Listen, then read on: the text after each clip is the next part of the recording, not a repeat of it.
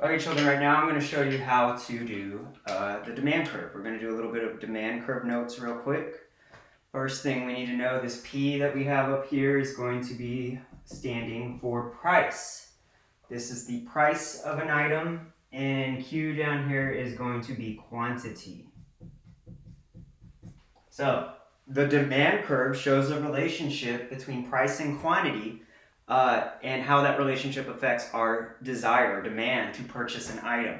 So this right here is the demand curve. It's downward sloping, and it shows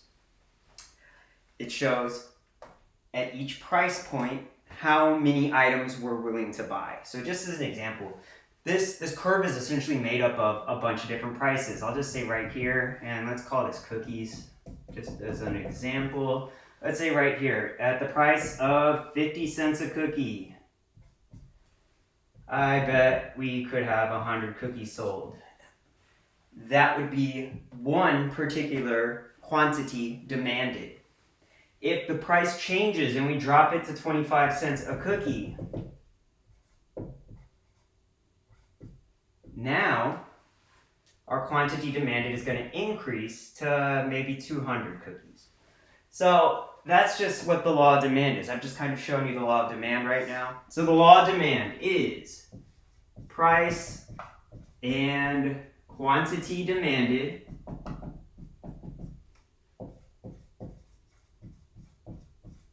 are inversely related.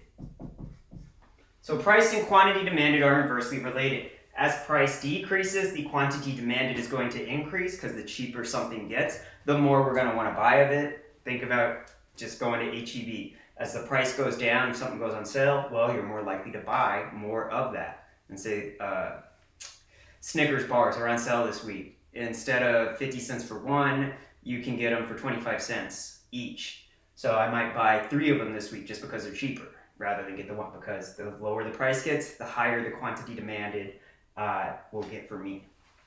As price goes up, there's still an inverse relationship. As the price increases, the quantity demanded is going to decrease. I'm not going to want to buy as much of something if the price gets too high.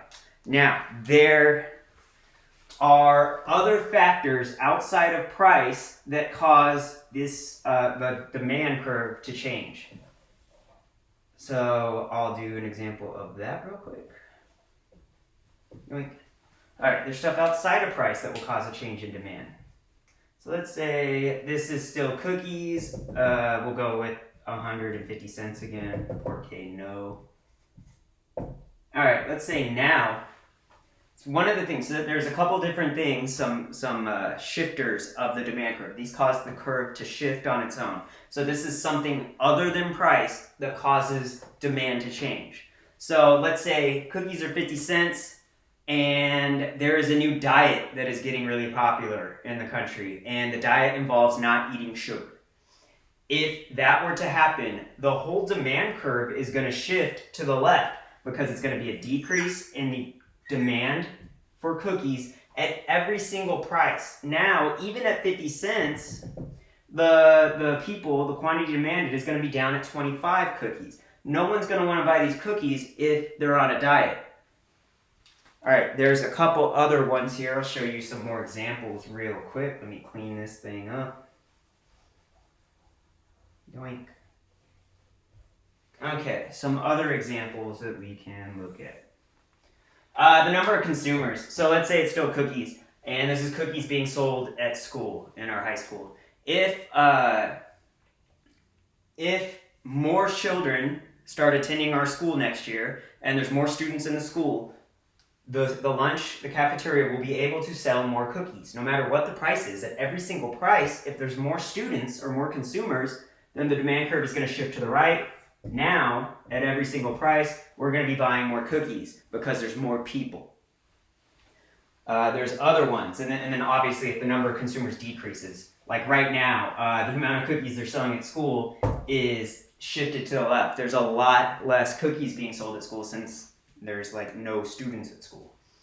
Price of complements or substitutes. A complement is something that goes together. So a complement for cookies would be milk, because a lot of people like to dunk the cookies into the milk. when they eat the cookies. So if cookies and milk are complements and the price of milk goes down, what's going to happen is that the demand for cookies is going to increase. If milk becomes cheaper and people like eating cookies with milk, then the demand for cookies will increase. Because now that milk is cheaper, I'm going to buy more milk. And now that I got this milk sitting around, I'm going to buy cookies to go with it. So even if the price of cookies doesn't change, the fact that that complement changed price is going to cause me to purchase more cookies. That's a complement for cookies. There are also substitutes. Substitutes are going to be goods that you buy one instead of the other. Like cookies are a dessert. So a substitute for cookies could be ice cream. So let's say that now